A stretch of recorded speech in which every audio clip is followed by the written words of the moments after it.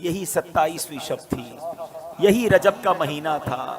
میرے آقا حضرت ام ہانی رضی اللہ تعالیٰ عنہ کے گھر آرام کر رہے ہیں کہ جبریل امین جو فرشتوں کے سردار ہیں نبی پاک کے دربار میں آتے ہیں۔ آرام سے جگاؤں کیسے؟ رب کا حکم ہے کہ محبوب کو بلایا جائے، مگر محبوب آرام کر رہے ہیں۔ یہ وہی آرام ہے، نہ جگانے پر صدیق اکبر نے نماز قضا کر دی تھی، نہ جگانے پر سیدنا صدیق اکبر نے سانپ کا ڈس جو ہے وہ برداشت کر لیا تھا، جگایا نہیں۔ اور مولا علی نے دیکھا کہ عصر کی نماز جاتی ہے تو چلی جائے، آقا کے آرام میں خلل نہ آئے، اب جبریل امین کو جگانا ہے۔ اللہ اکبر، بلاوا رب کی طرف سے ہے۔ تو اعلیٰ حضرت نے گویا قصیدہ معراج میں کہا کہ فرمایا یہی سما تھا کہ پے کے رحمت، خبر یہ لایا کہ چلیے حضرت، ذرا سمجھیے گا بات کو، کیا خبر لایا کہ چلیے حضرت تمہاری خاطر کشادہ ہیں۔ کیا کشادہ ہیں؟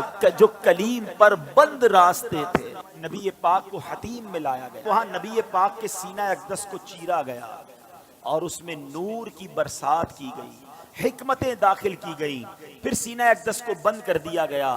آج لوگ کہتے ہیں سائنس نے بڑی ترقی کر لی ہے، اوپن ہارٹ سرجری ہوتی ہے۔ سنو، 1450 سال پہلے ایک بار نہیں، نبی پاک کی 4 بار اوپن ہارٹ سرجری ہوئی، مگر یہ کیسی سرجری تھی؟ نہ کوئی تکلیف ہے، آقا دیکھ رہے ہیں کہ دل کو باہر نکالا گیا ہے اور نبی پاک کے سامنے نور ڈالا جا رہا ہے۔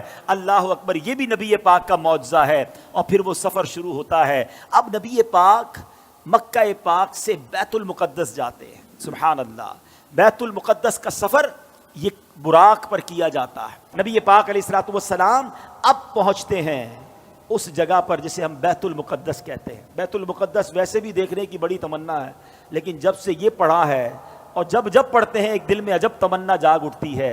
ذرا سوچو تو صحیح کہ کائنات میں ایسی نماز نہ اس سے پہلے ہوئی نہ اس کے بعد ہوگی، جب اس کائنات کے سب سے بہترین افراد یعنی انبیاء اکرام کم و بیش 1,24,000 آل ٹوگیدر ونس ٹائم، ایک ہی وقت میں وہ بیت المقدس میں موجود ہیں، صفے تیار ہیں، مؤذن فرشتے ہیں، اقامت دینے والے جبریل امین ہیں۔ اور اب جبریل امین نے عرض کیا حضور اب آپ امامت فرمائیے، امام الانبیاء میرے آقا امامت فرما رہے ہیں۔ سبحان اللہ، سیدی اعلیٰ حضرت امام اہل سنت بڑی پیاری بات لکھتے ہیں، فرماتے کہ وجہ کیا تھی، معراج کی رات کی جماعت کیوں جو ہے وہ سجائی گئی، یہ بلایا کیوں گیا سب کو؟ سبحان اللہ، رہتی دنیا کو یہ بتانا تھا۔ اعلیٰ حضرت کہتے ہیں نماز اقصیٰ میں تھا یہی سر کہتے راز کو، عیاں کہتے ظاہر ہونا۔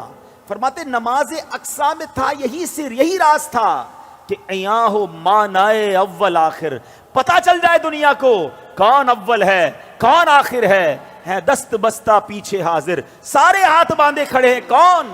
جو سلطنت آگے کر گئے تھے۔ اقصیٰ میں سواری جب پہنچی، اقصیٰ میں سواری جب پہنچی، جبریل نے بڑھ کے کہی تکبیر۔ اقصیٰ میں سواری جب پہنچی، جبریل نے بڑھ کے پڑھی تکبیر۔ نبیوں کی امامت اب بڑھ کر سلطان جہاں فرماتے ہیں، اللہ اللہ کہو، اللہ اللہ اللہ اللہ اللہ اللہ کہو، اللہ اللہ۔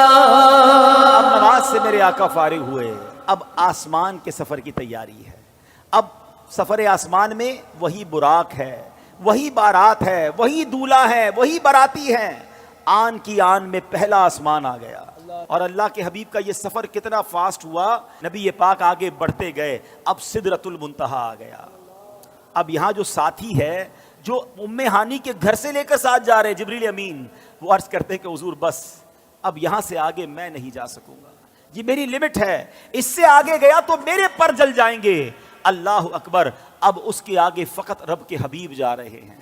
یہ وہ مقام ہے کہ جبریل امین بھی پیچھے رہ گئے۔ اللہ اکبر، اب جناب نبی پاک علیہ الصلوۃ والسلام جب آگے جاتے ہیں، جبریل ٹھہر کر سدرا پر بولے جو بڑے ہم ایک قدم، جل جائیں گے سارے بالوں پر، اب ہم تو یہیں رہ جاتے ہیں۔ جبریل ٹھہر کر سدرا پر بڑھے ہم ایک قدم جل جائیں گے سارے بالوں پر اب ہم تو یہی رہ جاتے ہیں اللہ اللہ کہو اللہ اللہ اللہ اللہ اللہ اللہ کہو اللہ اللہ نبی پاک کا جو اگلا سفر ہے نا اس کے بارے میں کوئی کچھ نہیں بتا سکتا کہ وہاں کیا ہوا کتنی دیر دیدار ہوا اللہ نے اپنے حبیب کو کیا دیا حبیب پاک نے کیا لیا وہ ایسی راز کی باتیں ہیں وہ ایسی کرم کی باتیں ہیں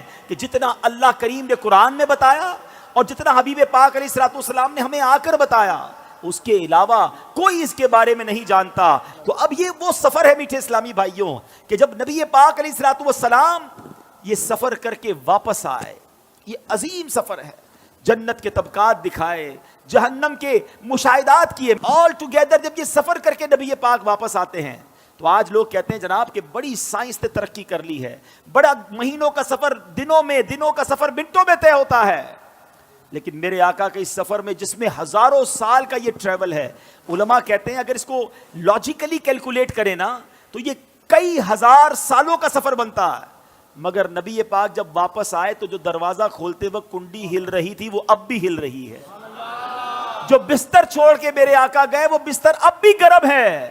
آقا نے وضو کیا تھا, ہم وضو کرتے زمین پر پانی بہتا ہے, راوی لکھتے نبی پاک آئے وہ پانی ابھی بھی بہ رہا تھا. تو ہو سکتا ہے آج کا یہ ماڈرن دور کوئی ماڈرن نوجوان آ کر کہے, سائنسدان آ کر کہے کہ جناب اب تو سائنس نے اتنی ترقی کر لی, تمہارے نبی تو اونٹوں اور گھوڑوں پر سفر کرتے تھے, آج ہم جناب چاند پر پہنچ گئے, مریخ پر پہنچ گئے, بڑا راکٹوں کا زمانہ آ گیا ہے, سپر سونک ایئر کرافٹ بن رہے ہیں, آواز کی رفتار سے زیادہ تیز طیارے بن گئے. بتاؤ کیا اسلام میں تمہارے نبی کے پاس کوئی ایسا معجزہ ہے جو آج کی سائنس کو جواب دے سکے؟ اللہ اکبر. سنو تو صحیح, ہزاروں سال کا سفر کر کے میرے آقا آتے ہیں اور کنڈی ابھی ہل رہی ہے. گویا ہوا یہ کہ کم وقت میں نہیں بلکہ نبی پاک نے یہ سارا سفر نو ٹائم میں کیا, وقت وہی ٹھہرا ہوا تھا. ماجرا یہ ہے, اب عشق والا جواب سن لو. دراصل بات یہ ہے کہ میرے آقا تو سارے جہان کی جان ہے نا, جب جان چلی گئی تو جہان رک گیا تھا, آقا واپس آئے جہان نے پھر چلنا شروع کر دیا. اعلیٰ حضرت کہتے ہیں نا وہ جو نہ تھے تو کچھ نہ تھا, وہ جو نہ ہو تو کچھ نہ ہو, جان ہے وہ جہان کی, جان ہے تو جہان ہے.